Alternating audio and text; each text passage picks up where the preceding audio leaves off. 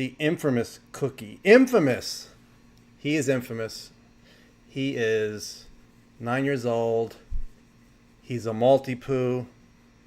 He's got health issues all the time. Most of them minor. Although he did tear both of his ligaments in his knees. And he recovered thanks to a homeopathic doctor. Right, Cook? Right? And his girlfriend moved away a couple of years ago. Brought a new girl over the other day. He did not like her because she kept bumping him out of the way. But anyway, all right. You ready to listen to some UFO stuff? That's a no. Oh, all right. Sound is okay? Kelly's the only one that likes Cookie. Sad day. Sad day. All right, let me get rid of it. There are no photos. So I am on camera the entire time. Unfortunately, just let me know if there's any sound issues, and I will start with Jeffrey Kripal. He wrote a book with Whitley.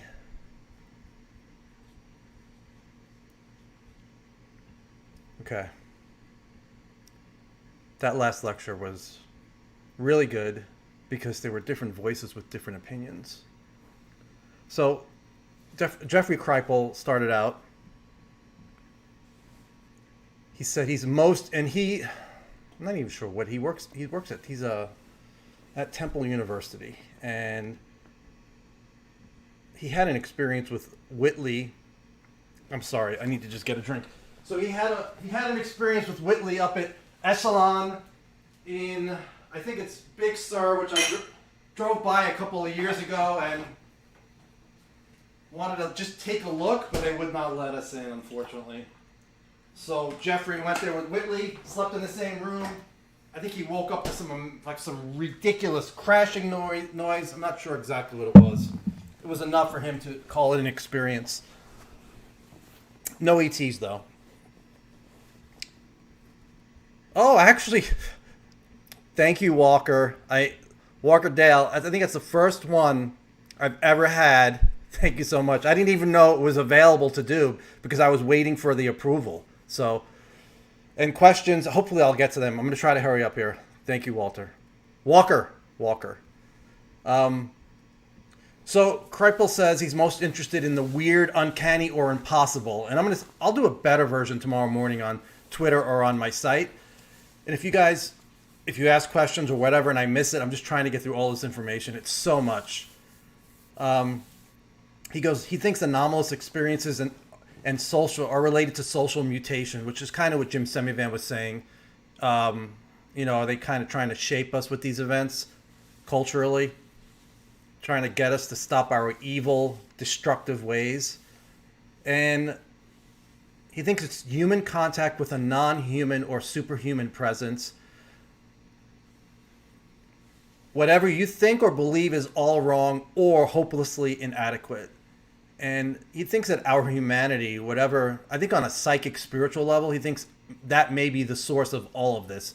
Not on a Jungian level where we're creating this with our consciousness, because he talks about that later. He says, I don't go that far, but somehow, at a non-physical level, somehow we're creating this somehow. Not that it's just coming out of us, but maybe the beings are interacting with us because of our psychic, and that's not the right word. Psychic is not the right. Spiritual is not the right word anyway. So he says two things: radar and revelation. That's what you need to understand UFOs.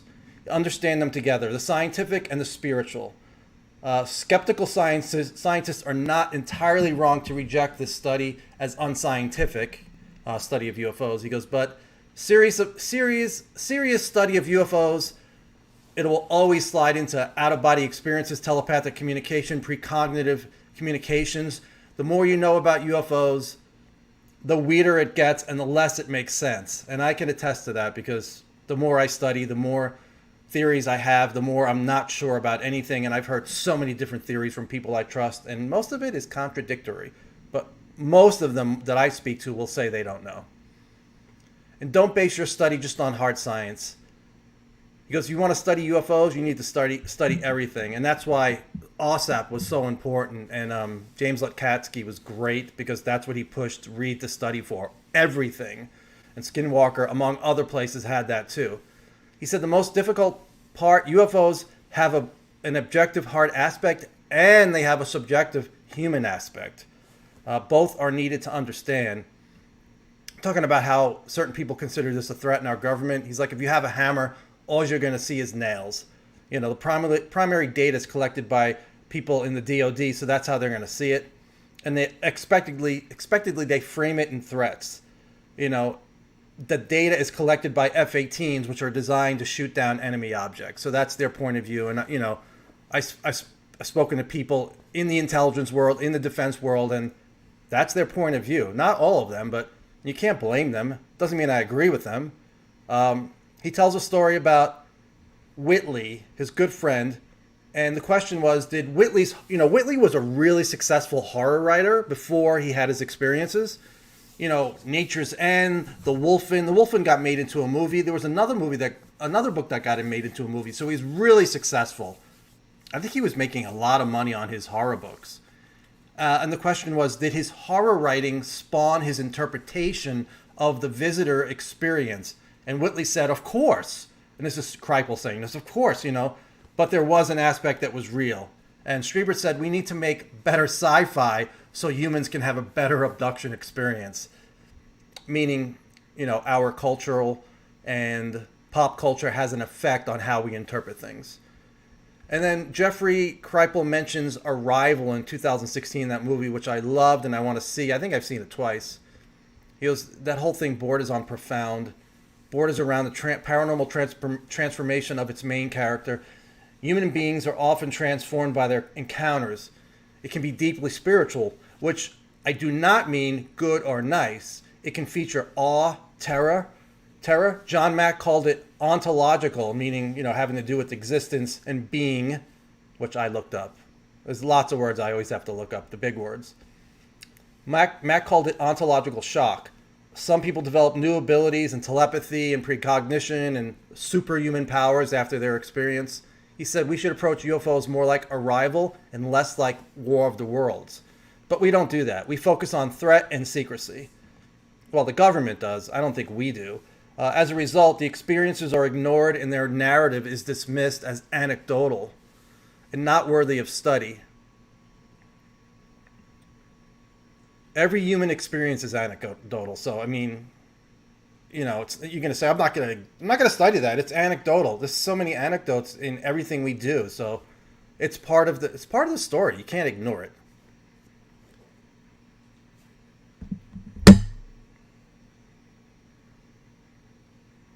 I can't post Tucker's UFO thing on YouTube. I would get a big strike, copyright. He says, he pulls up Bill Hicks. If you've never seen the Bill Hicks documentary, and I'm so glad I saw it in the theater. I think I walked up to the theater. Wow, what's playing at this independent theater? That's one thing I miss about LA. A lot of independent theaters. I did not grow up in LA. I grew up in New York, which also has independent theaters. But in that movie, Bill Hicks, and I forget if it's called an American Comic, Bill Hicks talked about psychedelics, and the quote is that Kripal read is, Today, a young man on acid realized that all matter is merely energy condensed to a slow vibration, that we are all one consciousness experiencing itself subjectively. There's no such thing as death. Life is only a dream, and we are the imagination of ourselves. Now here's Tom with the weather. Kind of a funny thing that Bill Hicks, you should see that movie. So good. He talked about his experience on mushrooms, how it changed his life, him and his friends. If one is one with the cosmos, then one is one with the ET dimensions in the same cosmos. At the deepest level, maybe these non-humans are us and we are them. Maybe that's why they're so interested in us, because they see no difference.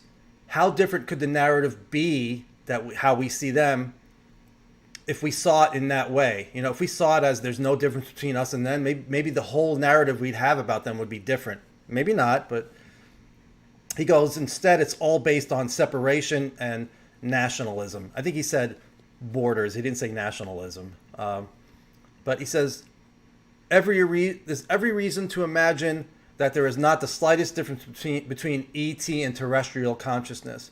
We're all one. And he's like, yes, I'm speculating. It's difficult, and I hope Michael's listening. If not, Kripal says it's difficult to ignore eschatological themes, basically, end of the world type themes, Judgment Day, because dead loved ones commonly show up in accounts, and that's why I said Whitley Strieber, these beings, the visitors, and dead people would always show up, especially at his cabin before people would have an experience. Earlier in the day, they would see their dead relatives just out in the street. Oh, look, and then, that means I'm going to have an experience tonight. Why? Why do they show up? And then he talked about Hastings, how UFOs are concerned with nukes. And contactees say, and they've been saying this forever, it's like somehow they get these beings, the visitors, the others activate an apocalyptic idea in their heads, shows the world, going to hell with explosion, some big explosions.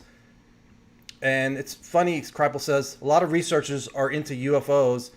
They also research the afterlife, like Leslie Kean. I do. I mean, I've been obsessed with the afterlife research too, especially physical mediumship. But I mean, it's just, I like all of this stuff, so it's not just afterlife. Yeah, Bill Hicks was great. Danny's presentation. I have to look at my notes. It's been so many notes. I don't even remember how Danny's was. I thought the panel was on fire. The technology of eschatology. The destiny of the soul after physical death, or as Jung had said, the end of an era or a civilization in transformation. What the hell that means, I don't even know. I can't even make sense out of some of my own notes. I like this what Terence McKenna said. Kripal read this. People are so alienated by their own soul that when they meet their soul, they think it comes from another star system. It disguises itself as an ET invasion as to not alarm us. I love that. I hope that's true. It's really us. Some form of us on another level coming to help us. UFOs are much more than machines in the sky, but that's part of it. It looks more and more like a mystical movie in the sky. It features eruptions into this world to encourage us to let go of our beliefs and convictions because they're literally killing us and our planet. And then somebody asked about Charles Fort. I don't know if he brought it up, but he said, yeah, Fort had a dark narrative. He thought we were a farm and they treat us as sheep or cattle. Kripal, as a history in religion, he's a historian of religion. He's familiar with the negative side. The phenomenon is sacred to some, terrifying to others. The phenomenon is probably neither a threat nor entirely good. And I think, as Semivan said, it just doesn't really care about us. We're kind of inconsequential. They may just care about the planet. He thinks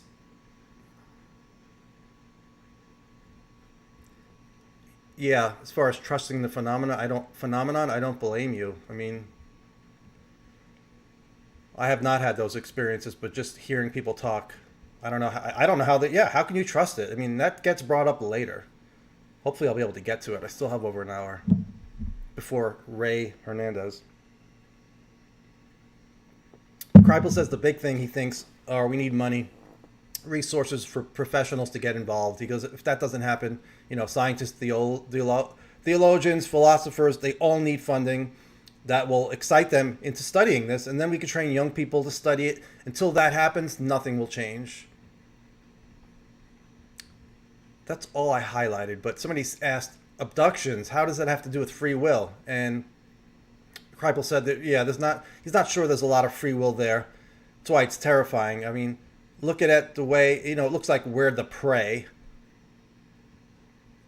And then he mentions Ray Hernandez in the free study, says the experience can evolve, with a lot of experiences, it changes them in a really positive way. But Kripal says it can also negatively affect that person in a big way. All right, on to James Garrison. I don't have the summaries of who these people are. Sorry, I just wanted to get live, and I've been trying to make these notes readable all day. And Garrison says the UFO phenomenon is deeply buried in the collective memory of our species. The two common memories in our collective psyche of humanity, the collective psyche of humanity that are shared globally. The Great Flood, that story is not just in the Bible. 150 years ago, we learned it was all over the world when they discovered the Sumerian tablets written in cuneiform, and then it's in 350 different cultures, that flood story. And he said Christians and Jewish people were a bit shocked to learn the Bible, reworked an older story by thousands of years. And it's the whole, Noah story. Not a lot of people survived. It was about 12,000 years ago. If you read up on a cometary strike during the Younger Dryas period, you'll hear it's like 11,800 years ago. Graham Hancock's done a lot of work on that. And the other collective memory is related to, and I'll tell quickly who have never heard the Sumerian story about them intervening. Kripal refers back to the Sumerian tablets and the story about a spacecraft and other beings coming to Mesopotamia. He says they were amphibious and reptilian. I only read Sitchin. I don't remember him saying they were reptilian. I remember seeing some images that were reptilian. And I don't remember the amphibious part either, but he says it's global. He says scholars think they came from the Pleiades. I've never heard that. The 12th planet I've always heard. He mentions the Dogon tribe, which is related to one of the stars in Sirius. I think Sirius is a binary star. One thing I remember, and I don't know if Sitchin was right. I mean, I know people said he made a lot of mistakes in his interpretations, and I know the whole story of, they came down here on their planet, the 12th planet. Their atmosphere was destroyed, so they needed gold to help fix their atmosphere and repair it. So they came here, started mining the gold, got tired of doing it, saw that there was a being here, Homo erectus maybe, decided to genetically engineer those beings to create us, a smarter being, but not too smart, not as smart as them. And that's how they created us, basically as slaves. That's the story. I have no idea if it's true. Back then when I read it, I was blown away. But now, not so sure. I think Gary Nolan has said there's no evidence that there's been anything like that showing up, that showed up in our DNA that points towards that. But so that's the other memory, that the Sumerians were visited. And one thing interesting is Carl Sagan talked about the Sumerians and talking about other beings being there. And Sagan said it's notable because they seem to be describing real persons, not mythological people. And that's notable. I think he said they were describing real personages. Let's see. He thinks ETs came here and landed in Sumer. So that's James Garrison. He thinks the ETs came here, landed in Sumer. He thinks there may be also interdimensional visitors. Just because they're further advanced, just because they're farther in advance than us, doesn't mean they're better or benign. Because people make that argument. They're like, well, if they've gotten the technology, if they achieved the level of technology to come to the planet Earth, then they must be advanced. They must have overcome war. And I'm like, that's a major assumption. He says the same thing. He talks about international climate change, which is a common theme today. And now we're entering an unprecedented territory. He called it code red for humanity. We've passed 400 parts per million CO2 in the atmosphere. We're past the tipping point. We're not at the precipice. We're going over the precipice. He thinks there's an extinction level event by 2026. That's kind of soon. Maybe the beginning of it. He thinks mammals are screwed, and he didn't use that word. That's me, because we're going to be faced with extinction. Ecology is being wiped out, and we're out of time. We have months, not years, to get it together. Try to reverse it. And then Whitley asked he was in the crowd and asked the question, does our DNA show we're in a constant state of trauma? And Jim says, absolutely. Look at the Gnostics. They talk about it. I was very impressed that he brought up the Gnostics. He said, they talk about a malevolent force creating us, the demiurge, which is a really amazing myth slash story, and some people believe is real. The Archons, and they control this planet. And he goes, the demiurge, the God we worship, the Old Testament, is a psychopath. And if you read some of the stuff in the Old Testament and you listen to Graham Hancock, there's something great on YouTube that talks about that. If that was a real being, that being had some major problems. Psychopath is a good description. Yahweh, if that was a real being. He goes, the God of these religions is not a God of love. We need to be liberated from this negative control. And there are other people who think that, Farsight thinks we're on a prison planet. Not stealing anything from Alex Jones. Get that out of your head. But Farsight thinks it's a prison planet. And I've communicated with other people who think along those lines.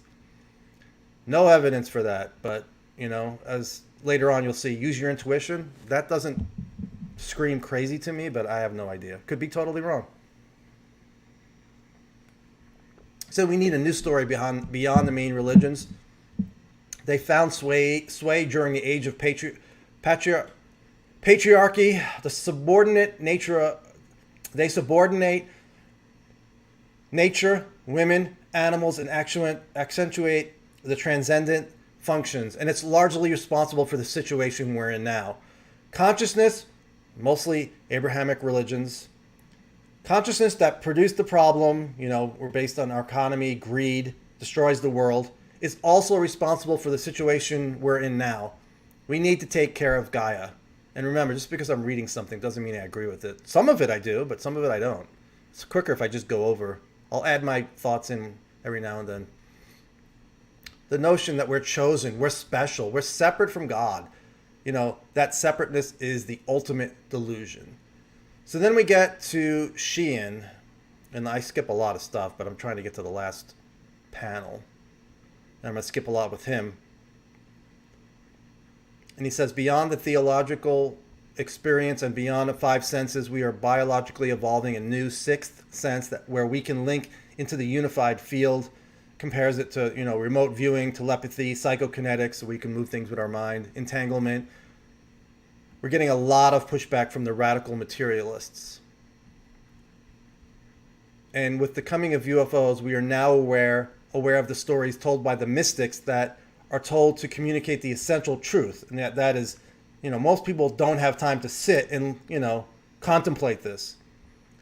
So the essential truth to the great masses has to be overcome. They were told a specific story, and he gets to that in a second, what that story was and why. He goes, because this extraordinary reality that we have right now at the core of human reality is different than the stories they have been told to educate 99% of the masses back then. 99% of the masses were illiterate, so they came up with stories they could easily understand. He goes, and those stories were meant to tell a greater story about a certain concept discerned through other subtle processes, meaning meditation. And he says, but now people take them literally. And he's talking about stories in the Bible and other sacred texts. So now people take them literally and believe that God is a man up in the sky. But they were supposed to be metaphors and not taken literally. And that's all from Danny. And he says, coming up with these changes, when people realize what's going on, whoever's visiting us, we're going to have to face the discovery of this dimension of reality that we're not alone. And that will displace us from our place, perceived by all, that we are the top of the heap. Just like when Copernicus and others showed that we were not at the physical center of the universe. The church replaced that idea with the pyramid, where, we're not the center of the universe, but we're at the top of the pyramid. Well, we're about to disprove that one too. The universe isn't just here for humans to play out our drama, and so we can spread out and spread our joyous seed throughout the universe. So the destruction of that idea and the idea of a supreme being a man who judges us is about to go out the window. Yeah, the destruction of that idea and the idea of a supreme being a man who judges us is about to go out the window. It's going to be massive change, and the church needs to get people ready for that.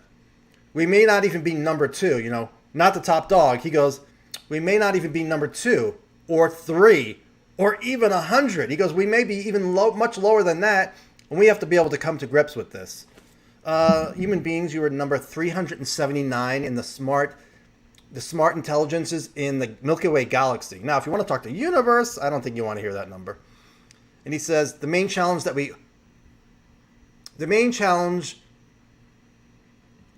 is that we may all fall on our knees and worship these visitors as gods. The major danger is blowing away our entire theology. How do we accelerate the evolution of our spiritual insight to prepare ourselves for a spiritual rear ending? He calls it a spiritual rear ending. He tells a story in the 70s, where he was driving, and all of a sudden he looked in his rearview mirror and there was a car going like 70 miles an hour about to slam into him. So he sped up, spun the tires, got going to 50 miles an hour, and the car still hit him, but it didn't do as much damage as if he was just sitting there. And he's like, so that's what we face. We need to accelerate, get up to speed, and prepare for the rear ending we're about to experience. I thought it was a great analogy. And that could be a jolt to our human consciousness if people aren't prepared for it. We're prepared for it, but a lot of people aren't. Talks about teaching meditation. That's a big part of it.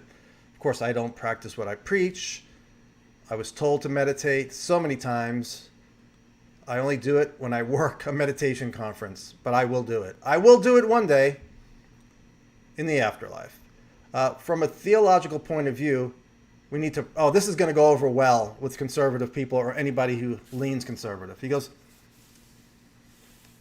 from a theological viewpoint, remember, give him a little break because it's theological, but he goes, we need to prohibit killing of other people. Get rid of all guns. Stop war completely. Complete nuclear weapons disarmament. So, yeah, from a theological, if we lived in a perfect world, yeah, but we don't. So that's, I don't even know why he would talk about that. But he goes, we need to deal with, because we're not anywhere close to that, we need to deal with global climate change. They, whoever they are, have continually told experiencers, stop destroying your planet. There's a tiny fraction of people in this world who are destroying their planet. You know, the 1%. We need to mobilize and take control of our democratic institutions. Here's another political thing. I shouldn't even mention it, but I'll tell you because he said it. He goes, we need to, and I know why he's saying it, because he's involved in politics in California, but he's like, we need to defeat the recall of Governor Newsom, which I don't think really belongs in that lecture, especially since most people are not from California. And I made a note. I'm sure this will go over well. And just a reality, the UFO people aren't coming to save us. Now on to Marshall Summers. He's the most controversial guy. What time is it? Damn it. All right. 6:30 is the lecture. Ray Hernandez. Jim Semiman is a Gnostic. I would love to hear him talk about that. All right. We don't know what or who we're dealing with. This is Marshall Summers. Don't focus on trying to get the government to disclose. We need to use, and this is a little wooish for some people. Not really that bad. Not even close to what I shared with Mark Sims yesterday. How you doing, Rodrigo? Hopefully you're doing well in Portugal. Yeah, so two things Sheehan brought up I didn't think he would bring up, but I mean, this is I'm going to let it slide. This whole thing, he talks nonstop, so I'm not going to really criticize Danny for that. He's really involved in that end of it, in the politics and trying to deal with policy. Anyway, so Marshall Summers. Use intuition, meditation, contemplation to help get the answers of what we're dealing with the phenomenon. You know, and then he mentions, look at what happened to native cultures when they were visited by, when we came to visit the native cultures in this country, they were wiped out. So he's making the comparison that might be and that causes problems later on. I mean, it didn't get heated, but they're disagreeing on all of that. Is that what's going to happen to us when we meet these visitors? I have no idea, He goes, we have not given them permission, especially with abductions, and we have no knowledge of what's going on. We need to access information go within. Instead, we focus on government disclosure and secrecy. Who is here? Why are they here? What do they want, and what are they doing? It doesn't matter what we want to believe, what we don't want to believe. We just need knowledge. In other words, something that is within us. Yeah, that's great within us, but we also have, I think we need physical knowledge too, however we can get it. He says God has given us the ability to find out what it means. And he says government and aliens are keeping things secret from us. You know, you hear Eric Davis say the same thing. He's like, yeah, they don't tell us anything. They don't tell us their intentions. They don't not tell us what they're doing here. We don't know where they're from. He thinks everything related to UFOs is bad. I forget the exact quote. Human beings are in most humans are in denial that it's even happening. You know, it's not important to them when they learn about it. They think it's just people with crazy ideas. Others acknowledge that something's happening, but it's not important to them. No, there are a lot of theories. Folks using their theories and information to help there are folks that are using their theories and information to help their status and careers. And we can name names, but I will not. There's not a lot of people even make a career out of this. And when that happens, things get muddied and confused. Right now, we can only respond to the first question. What's happening? We'll never be able to answer all the questions. We can speculate all day long, but can we see it for what it really is? You need to move beyond your preconceived beliefs. Anthropomorphic approach will not solve this. And he talked about how did visitation and intervention from the white man affect the native people in the past, and how will it affect us today? Hopefully not the same. And he says we have to have a humble opening for this greater intelligence using innate knowledge, meditation, contemplation, to provide clarity and direction, entanglement with the divine, fundamental resonance. You occasionally get moments of clarity. My advice, this is Summers, ask a question, meditate, and see what pops into your mind. I've done that before. I've done that with sleep. Go to sleep with a question, and then sometimes you'll dream the answer. It happened at least once to me in college. I couldn't figure out this computer program. I was a computer science major, and it was a really difficult class. I think it was Pascal language. Anyway, I couldn't figure it out. Went to bed, dreamed how to figure it out, knew it right away, got up, went to school, did it, and I was the only other person in the class who got it. The other guy accused me of stealing his program out of the garbage. But at the time, I didn't think anything of it. Oh, I dreamt it. Big deal. So I don't know what I was accessing. What do we really know about the alien presence? Don't jump to, well, they're here to help us. He goes, no, sit there and contemplate it. Intellect will fail when trying to understand the alien presence. Has to come from within. We build our own ethics of contact. We need to build our own ethics of contact and rules engagement. Otherwise, anybody can come here and do what they want to us if we ever get into any negotiations, which we'll talk about in the panel, because that's the new Paradigm Institute and Danny Sheehan and Mark Sims. They're like, we need to form a group, and we need to try to reach out to these visitors. I've always had a slight problem with that, but I applaud their efforts. And Summers ends by saying, we're like the natives. We need to assess the foreign visitors we don't know anything about. And the foreign visitors are the others. In this panel, I took so many notes. Let's see how long it is. And how much time do we have before 6:30? If you have any questions, guys, I can do like 5 minutes of questions on what I just read, if there are any. As far as books on Gnosticism, I have not read any, but I think John Lamb Lash, in our image, but that guy has problems too with some of the stuff he said. I mean, you find a great researcher and they're like, oh, he made these anti-Semitic comments and he likes Nazis. I'm like, oh, can't mention that guy. So, but I'm trying to think of other Gnostic people. There are other Gnostic books I've almost bought, but have not. I read a lot of stuff online, watched a lot of lectures. Graham Hancock is a great introduction to the Gnostics. You can find his lectures on YouTube. If there's no questions, I will go on to the panel.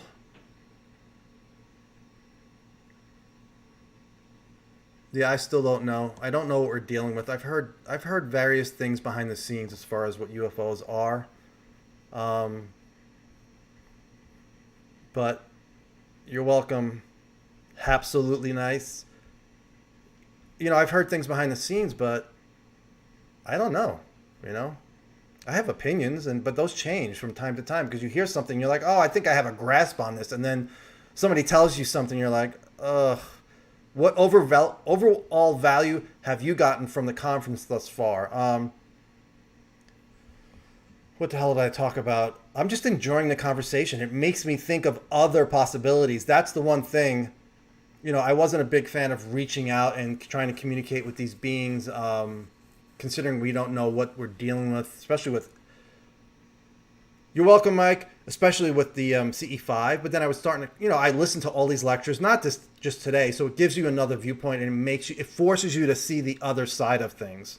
And the panel was one of the best panels I've ever seen, not just today and yesterday. I mean, I've been to a lot of UFO conferences. And me taking notes forces me to really focus, which normally, you're at a conference inside all day and you get tired and you start you're dozing off. But with this, I cannot do that because I have to come in here and talk. And that's good. Yeah, I don't know. There's no good photo or video of the paranormal. There are things that you can't take pictures of. I mean, I have no idea. Poltergeist, telepathy. I mean, there's no pictures. Although there are pictures of poltergeist activity. It's a freeze frame of this phone flying across the picture. Look up Barry Taff and look up the entity case that got turned into a movie. All right, we'll start with the panel.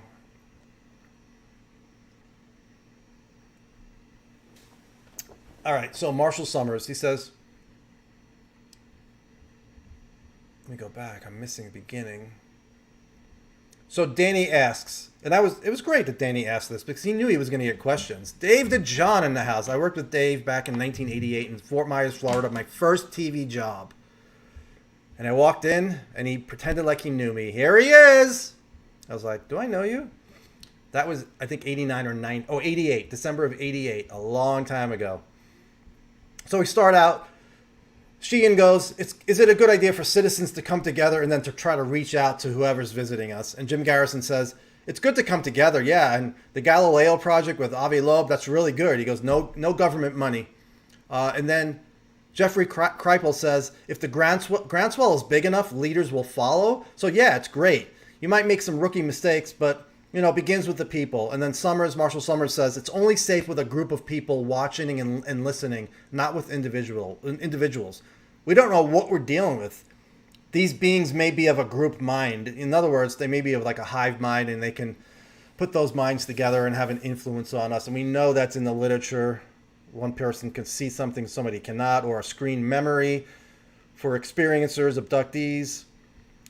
And Jeff Kripal says, interspecies contact or communication. Marshall's advice is good. Historians, we should have historians and anthropologists on that team, that contact team. When one culture encounters another in our history, it's almost never good. The history of colonialism is bad. That's what the War of the Worlds was about. And then Summers says, we need someone who's very psychic. Visitors operate on another level, on that level too. We need objective observers and not enthusiasts. We're dealing with an intelligence with a very focused agenda. Humanity does not. I don't know if we do not. I don't think we have a focused agenda, is what he said. We're in constant disagreement, so we can't match their focus unless we have a powerful assemble of people who can view it objectively and do an analysis. We can't match their mental abilities, meaning the others. And then Mark Sims says, you mentioned native wisdom, and Summers goes, yeah, in light of what happened to them, the natives, and, we basically wiped them out. He goes, it's not good. Or what the Spaniards did to the Aztecs, not good. He goes, their theology did not prepare them for the arrival of visitors from another world. They thought the ocean represented the barrier between the physical world and the spiritual world. So when they saw ships coming over the ocean, they assumed they were good. They were wrong. And then Jim G says, there's not much we can do on our side. Any contact with ET, they'll be so far superior to us in every conceivable way. That's why they considered that's why they were considered the gods, like the Aztecs when they encountered the Spaniards. The chosen group of scientists will be precisely the people they cannot meet. They do not meet with. He goes, he thinks these visitors will meet with the weak and insignificant. And then Danny jumps in. He says, we need to have some important sociological conversations with trained diplomats and learn how to negotiate with the others. And then we can use that when we try to negotiate with them. And he's like, just like when they had astronauts and cosmonauts come together at Echelon up in Big Sur. And then Summers goes, never assume technological. This is my favorite thing because I've said this before, and others are, and we've talked about it earlier in this live stream. Never assume technological advancement equals spiritual or morally advanced. How to advocate or negotiate with an intervening force? Citizens can't. I don't know anybody who can do it. Putting people in a vulnerable position. You're putting people in a vulnerable position. Now, he's definitely the most negative of this group, obviously, which I think is good to have balance because I think Mark is the most positive and Marshall Summers is the most negative. He goes, it's hard for even the most competent and professional people to do it. You need comparable seers, psychics, and people trained in negotiation and some citizens.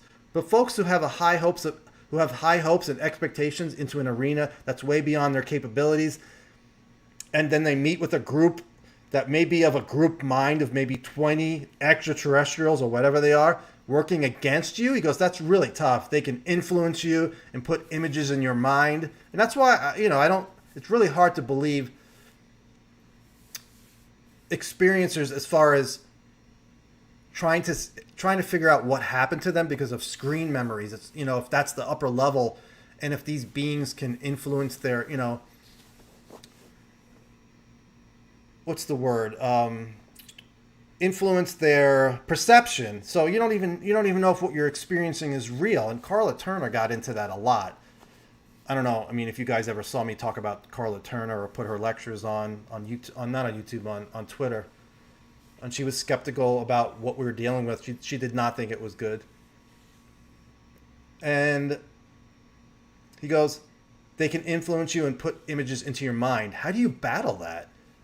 He goes, I don't think they would talk to citizens. They would talk to government. He thinks they've spoken to government in the past. And then you think of Holloman Air Force Base, which I was told was a real event where they supposedly landed and met with our military leaders. He goes, but they do talk to people who they try to recruit. So be very careful.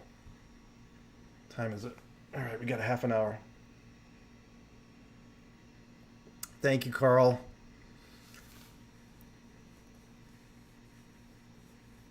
And I need to get glasses to read these chats. Where did I leave off? Danny says we need to have some... No, so Danny says, if these ETs... And he keeps... I wish he would just say the others, because we don't know they're ETs. But he says, if these ETs reach out and said, we're offering this technology to our human family, who would you want to participate with you? Like, if they came to Esalen and he offered to all these great things, who would you want on your team? I think that he was asking that. And Kripal says, I don't see another culture here. I don't see another country. And he doesn't mean that literally. He means he doesn't see it as totally physical. He sees it as a religious experience, Kripal, and that's his specialty. He goes, I see people reporting immaterial beings taking on material form, like gods have always communicated with us back thousands of years. He's trained to not sign his name to any religious belief or any mythology because then he can't understand them. So he tries to stay neutral. He goes, I'm as suspicious as people who say this is all positive as to the people who say it's demons. And he says demon talk is historically bad. He didn't get into specifics. I think he's probably talking about demonizing specific, cultures, groups of people, the Holocaust. I think that's what he was referencing. He goes, step back and question whether we're dealing with something where diplomacy even makes sense. We could be dealing with another part of ourselves. I hope so. That's the best outcome. He goes, they will not show up at Esalen and talk to us. He goes, nope. Historically advanced cultures meeting with less advanced cultures, the outcome is bad. They offered great things too in the past.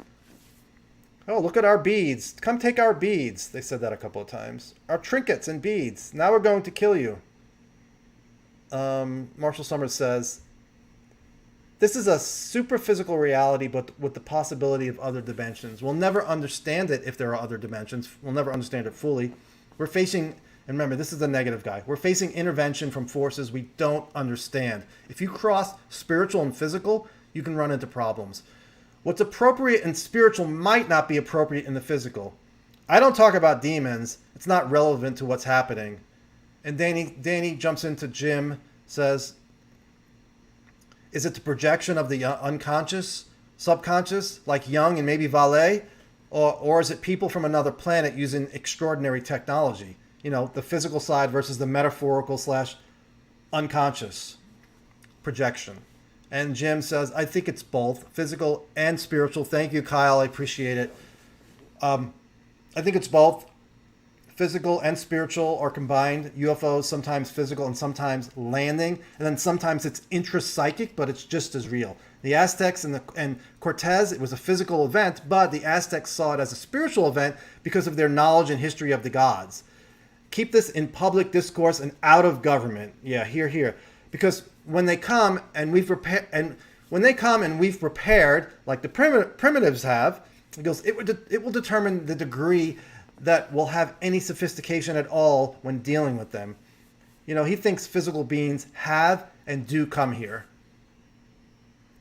You're welcome, Kyle. This one's going better than yesterday. I took better notes. I took really good notes on this panel. It was almost a transcript, but not exactly. It's too much to talk about. I can't type that fast. I can't even type. It's hunt and peck, but I'm good at it. There are, and this is Kripal, there are objective and subjective, and you cannot separate. He goes, if you do, you'll mix the phenomenon. Skeptical. He's skeptical. Jeffrey Kripal is skeptical that it's from another star system, which I think is gaining more popularity. They're not coming from somewhere else as far as physical distance. People believe in things that they think are not human, but it turns out to be human. And he's like poltergeist phenomena.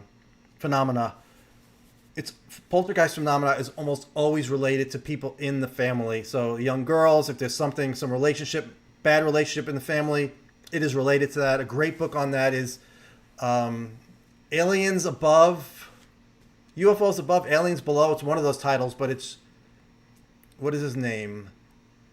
Drawing a blank on his name. But he writes about poltergeist, and he says some of the people who have poltergeist activity around them, a lot of them are epileptic.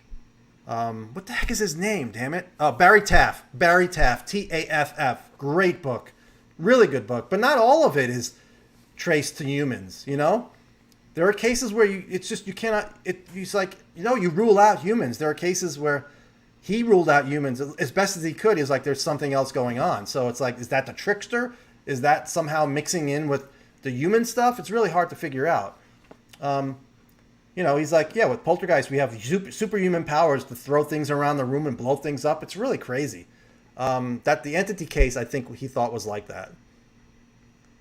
And then Sheehan mentions Jung and Vallée, and Kripal's like, I'm not a Jungian. He goes, we don't know. And he goes, I don't want to speak for Vallée, but he goes, I don't think he would land on either side. And Kripal is suspicious that it's us causing all of this phenomena. Maybe some of the, a lot of the poltergeist, but as far as the UFO phenomenon, Jeffrey Kripal is suspicious that it's coming from us.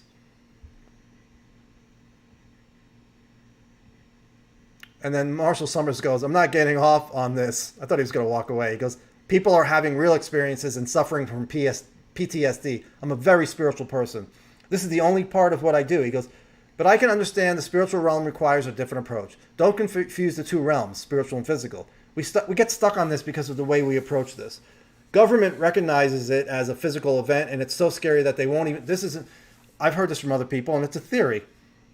The government recognizes it as a physical event, and it's so scary that they're not going to tell the public until they can counteract it in a meaningful way, which is basically what DeLong has said over the past few years, even though he's backing off on that a lot. And, he still talks about some of this being scary, but back in 2016, those older interviews, he was definitely in that direction. They're working behind the scenes with other countries, trying to figure out how to combat this. And Summers goes, we have a burglar and an interloper in our house, and we need to deal with it first. And then Mark Sims, Mr. Positive, I kind of was wondering what Mark was thinking here. I think Danny was enjoying it. Mark says, should we reach out? I think he was questioning the whole, CE5 thing that he's involved in. And Mark Sims goes, yes, but be careful. And we should not do nothing. He goes, are they malevolent? And I've never heard Mark talk about this. I wanted to know, does he think they're all positive? Is the invasion of our airspace considered a threat? He goes, I don't see them flying around as a threat. I haven't seen anything that's a threat. Pilots see these on a daily basis for 2 years. I don't see that as aggressive. How you doing, Ron? I don't see that as aggressive, or I think we would have heard that from the pilots or the government. I don't agree with that. I don't think if there was something aggressive, I do not think they would tell us. I mean, the pilots would if they could talk, but none of the pilots can talk because most of them are active duty. He goes, Mark Sims says there may be a malevolent element. Naive to think it's all malevolent. I don't think I've ever met anybody. Well, I shouldn't say that. I just said Eric Davis thought there was nothing good about UFOs, but he goes, it's naive to think it's all malevolent. Millions of species in the cosmos, and many have visited here. Some are still here. This is Mark Sims. Are they in some coalition, combined together as a malevolent force? I don't think so. But I don't want to promote that they're all benevolent and here to sing Kumbaya with us. But at least we need to reach out. Otherwise, we're screwed. And then Danny says to Kripal, he mentions, and Danny has said this before, and I've tweeted it and I've talked about it, and it's in my massive Danny Sheehan transcript. Danny has photos taken out the cockpit of craft 50 feet away from the F-18. I assume it's a F-18, or clear picture of a Tic Tac. And he mentions the speeds and the underwater and the sonar.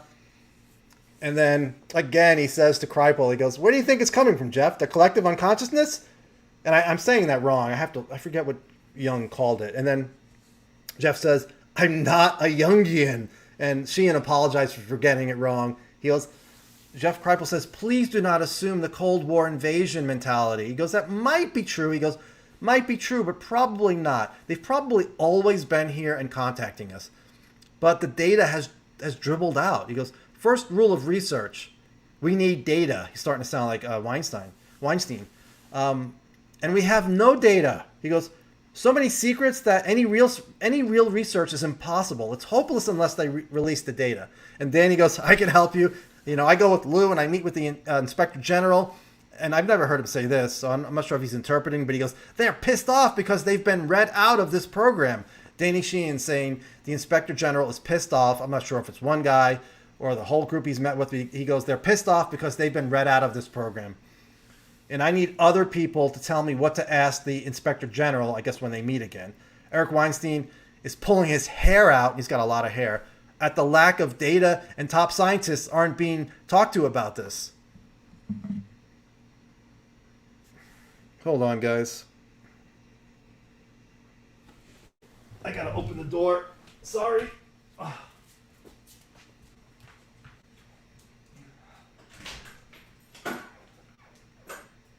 Stay there. And the dog is gonna start crazy barking soon. Oh man, tired of sitting. Too much sitting.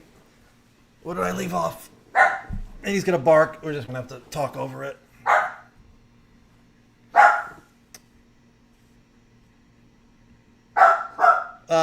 So Eric Weinstein is pulling his hair out at the lack of data. Stop!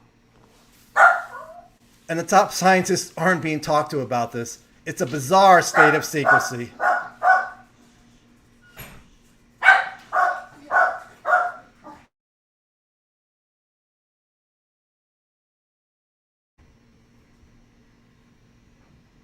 Kripal, the first rules of being an intellectual is admitting what you don't know. I see all the experiences and contact and abductions, and he throws in possessions, which I do think there's some sort of connection. He goes, I can tell you what it looks like with my history of studying it, but military sightings, I don't know. It's not my wheelhouse. I hope you're successful, but there's very little someone like me can say. And then Jim G says, everything in my world is superseded right now by code red and climate change. And Sheehan says, if ETs bring us some tech to help us, would you be open to accepting it? And then Jim G says, absolutely, but we need data. Imagine Biden tells the Pentagon to release all and lets intellectuals and researchers look at it and analyze it. Right now, citizen action has become almost an impossibility at any level because of the way the government operates. I think the UFO phenomenon is one part of our social system.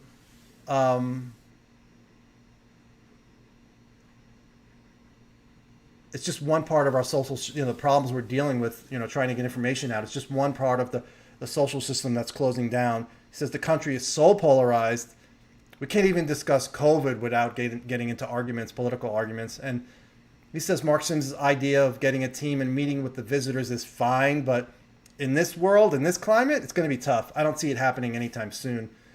Marshall Summers says, how do we address the latest push for UFOs in the news? Climate change. We're at a critical point. We need to look at human testimony. Human testimony. This is interesting. This is, like I said, this guy is negative, but it's interesting. He goes, right now, instability and we're going through instability and upheaval, and it's a perfect environment for intervention by the others. And he doesn't say that in a good way. He goes, whoever has been here for a long time and laying the groundwork for themselves. You're not going to have the data. So if you're sitting on the sidelines and waiting for data, you're just not going to be part of this. He's talking about Kripal. We have innate abilities to know things. I think the problems we're having fits their agenda well, meaning the others. They'll show up and offer to help us. We just need to trust them. He says that sarcastically. Because we're very easy to persuade because we're so desperate, assuming things keep getting worse. Sheehan, should we try to get whatever advantage we can to help with, from them to help with global climate change? And then Summers goes, I think the deep state is back engineering ET tech. And yeah, I do think there are people back engineering ET tech. I don't know if it's deep state. I just think it's aerospace companies. He says other forces can always bring better tech here. So he says the others can always bring better tech than what they're showing. They only brought what they need. We'll never catch up to them. So the government will not come clean until they can combat this. My view that it's a threat might not be true, but I'm putting all of my effort into this. Kripal's like, I don't believe in your mythology. I'm sorry. I think it's just dangerous. I don't know of any culture who thinks we're alone. There's nothing new here. We have data from history to look at and draw reasonable. And then Summers butts in and says, previous cultures show us what we should be worried about. And then Jeff Kripal says, this isn't the same as the Spaniards and the Aztecs. My folks at my university think this is all bunk. And then Summers goes, well, these UFOs are the tall ships of our time. Kripal says, some folks can be standing next to each other and only see a UFO. The person will not see it. He goes, it's not like the Spanish conquistadors. And Danny says, why is the Pentagon talking about this now? Why now? I'm surprised Danny said that. Well, because to the story has happened, if you believe the story, and Sebi Van asked, told them the government higher-ups, we're going to talk about this. And they said, okay, that's why now. Unless there's some other big story that we don't know about, which is possible. And Jeff, as far as why now, Kripal goes, I have no idea. He goes, the last report, the government report, had minimal data. And Danny says, well, we're working on getting the 400 pages of the classified annex that has up-close photos. We're treating it like the Pentagon Papers. I think the chances of us seeing that 400-page classified annex are really, really bad. I have 23% on a battery. Kripal says, history of contact is mediated by the human imagination and sensorium. I have to look that word up. Big word by Kripal. Mythologies turn up on radar. Don't turn up on radar. This one does. He goes, we have people levitating. He's talking about historical paranormal stuff. We have people levitating. If you look up D.D. Hume, Hume, other people have supposedly levitated. We have things flying around the room, poltergeist. We have miraculous healings. We have contact with entities. This goes way, way back. There's nothing new here. And Danny's like, I've seen a photo of a craft, UFO 50 feet away from the plane. And those are not imaginable. And And Jeffrey Kripal says, can you show me the photos? And Danny's like, I will. And we'll be getting more. Well, if you can show him the photos, why can't he show us the photos, you know? And Kripal says, by imaginal, I don't mean imaginary. He goes, when one of these things interacts with a human being, it activates the human imagination in culturally specific ways. When I hear Marshall, I feel like you're saying, we're being set up. I'm not questioning the physical reality of these things. And Jim G says, Jeff is right. All knowledge comes through the priori filters of cognition. Everybody sees the same event with different, but interprets it differently. Quantum mechanics is about the observer effect. You know, Jim thinks it's subjective, but he also thinks objective events still happen. In that sense, he agrees with Marshall. It appears, my imaginal projection, appears to be a reconnaissance mission. Not a takeover, but they're observing, poking at us. You know, Bezos and Musk want to go to the moon and Mars to mine it. He goes, I think these aliens may be doing that, and I think they're curious about us.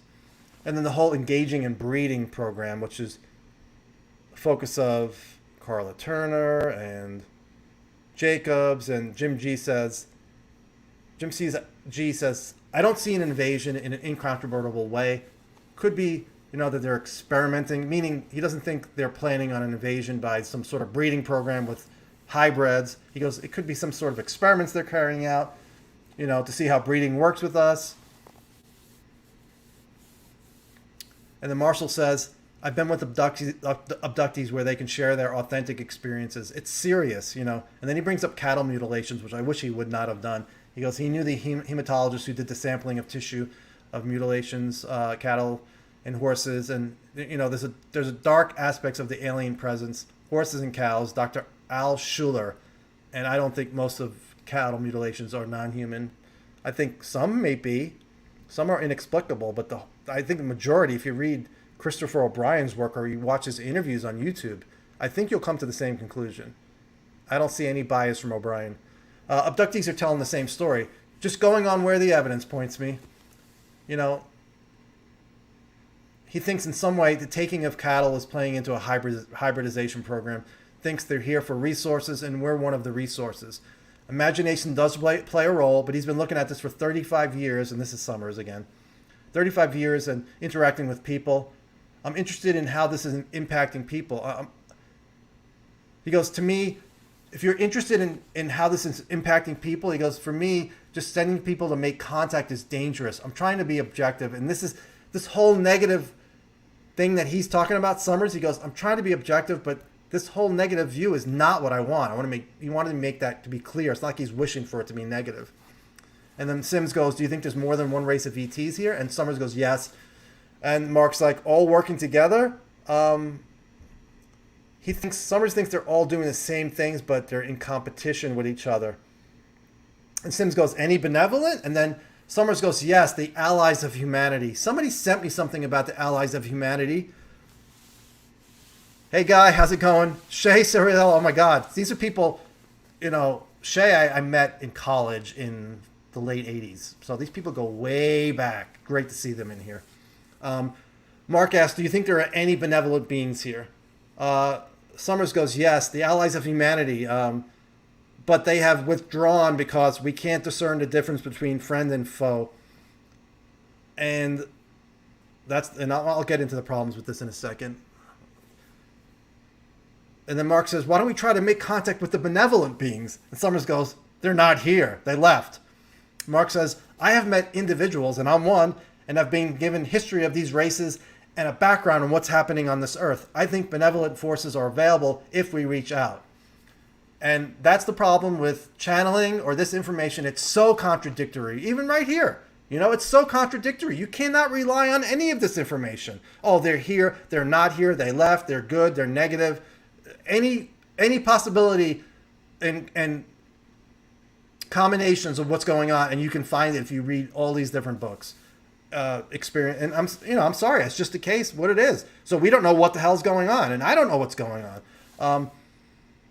Summers says, I respect Mark's experience, but look into the Allies of Humanity. I don't know if all of his books are available online for free. I know his first one is for free. He goes, who is here? Why are they here? What's driving them? It's very far out. I understand that. And it's not scientific, but it's easy to read. And Danny says, Is it viable to expand out to other people to participate in an end goal of reaching out to communicate with these allies of yours that you're talking about? They're not allies of his, but I guess they're extraterrestrials who could have been allies if they hadn't left. He goes, can you be the ambassador? And Mark Summers goes, I don't know. I'm still in touch with, there's 4 sets of briefings over a 22-year period. We need to try to understand what's going on in our local world. It's physical. Me as an ambassador, I can query the source, whoever this leader of the Allies of Humanity is. He goes, but they're far away right now. They were driven away from our solar system. Trying to comprehend the non-human universe from a human perspective, communications with them comes in 7-year intervals. I don't know why, he said. We need to use our native inner psychic wisdom to get some sort of idea of what we're dealing with. Problem is, everybody's going to see it from a different view, so... Too objective. Danny says, all of us are aware of the 6th sense of knowledge. We're requesting additional counsel. We may be offered beads on our island of Earth. He goes, talking about the Spaniards, making an analogy. He goes, but we can all become creators with our new reality. We have big problems on this planet. Climate change and related issues. So what can we do to overcome our human failings and avoid this catastrophe? Earth is on fire and our days are dwindling. At least it's a positive message. No, it's reality, I know Michael, if he sees this, he's been thinking about that, and I don't know where we're heading. Not looking good right now. I'm not sure how close we are to it getting, beyond repair. We may have gone over that precipice, as somebody said earlier. Danny says, thank you all for the conversation. We'll convene again. Now let's go soak our heads and cool off. And remember, Jeff, it's only in your imagination. And Kripal goes, I never said that! And they all laugh. All right, let me pull this one monitor and just go straight in.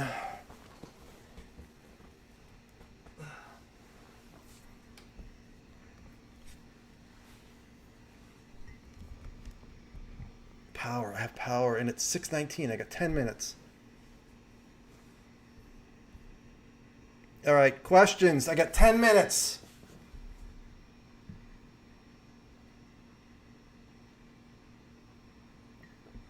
Any questions?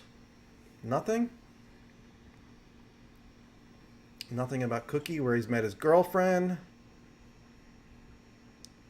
All right, then I have 10 minutes for the next lecture. I appreciate the donations. I appreciate you guys listening. I don't know if Lou is still speaking on the celebrity review. If he is, I'll have to check that out. Last chance. Last call. Questions. Did anyone talk about the 23-minute video? Nope. Nobody has spoken about the 23-minute video. I think Lou is speaking soon.